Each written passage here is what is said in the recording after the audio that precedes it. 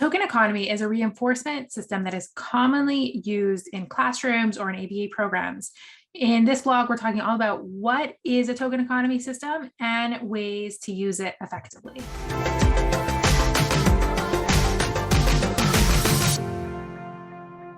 Now, when my kids were really little, I had 3 kids under 4, and as they were growing up, I really needed them to do the things that needed to get done. We had to get out of the house in the morning. They had to make their lunches. They had to clean up their room. They had to play nicely with each other. And so I put in a system where they could earn points throughout the week. And at the end of the week, trade in their points for something really exciting. Now, those points essentially acted as tokens. And that's a token economy, is that we use secondary reinforcers, which are tokens. You can collect those secondary reinforcers and trade them in for some sort of primary reinforcer. Now, in order for it to be effective, the individual has to have those primary reinforcers. You need to know what those primary reinforcers are, whether it's a toy, a food, a game, an activity. You figure out what those are, and then you create a way to pair those primary reinforcers with secondary reinforcers. So those secondary reinforcers could be anything like tokens, points, marbles. They don't have to actually be tokens, and have a way for them to collect those secondary reinforcers and trade them in for some sort of primary reinforcer.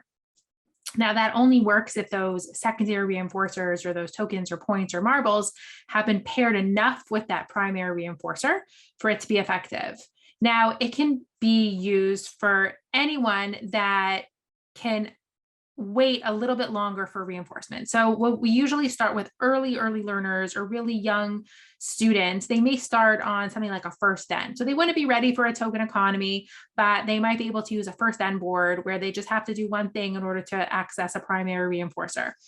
But as students get a little bit older and they can understand or pair the primary reinforcer and the secondary reinforcer, then you can start to shape up that token economy. And we'd start by having them pair that, last token on the token board with the primary reinforcer, and then the last 2 tokens with the primary reinforcer. And they start to become excited to earn those secondary reinforcers as well.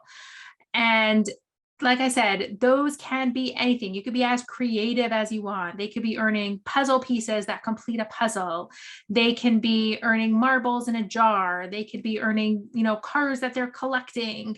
And it really can be anything. The idea is that we want it to be motivating and we want it to continue to be reinforcing. So it's important to remember that if you're using a token economy, that you shouldn't make that primary reinforcer happen not often enough, right? Sometimes what I'll see is there'll be a token economy in place where that primary reinforcer is offered like once a month, right? Or once a week for little 3-4-year-olds.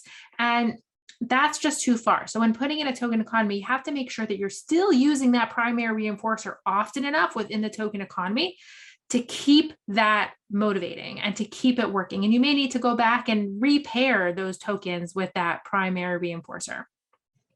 So how do we do it? Well, the first thing is do a preference assessment. Find out what's motivating to your kids or your students. Get some momentum with having them do things for those primary reinforcers.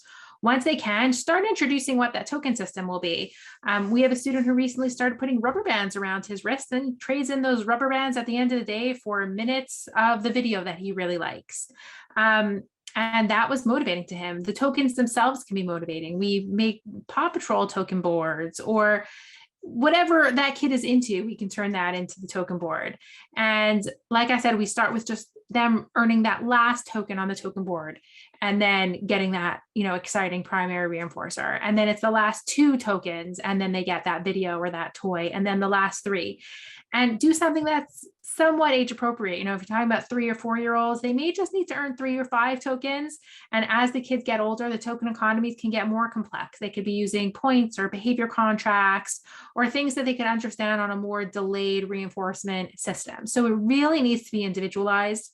I would say one of the biggest mistakes that I see with token economies is that they're kind of cookie cutter and you're not thinking about this specific student and what's going to work for them. And that could mean trading in a token board twice a day. It could mean just needing to start with once an hour and then fading that out to twice a day or once a day, but really trying to individualize it for the student. So we talked about what a token economy is, who it can be used for, different types of token economies, and how to implement them. So you can click on this link in or around the video to get your free token board.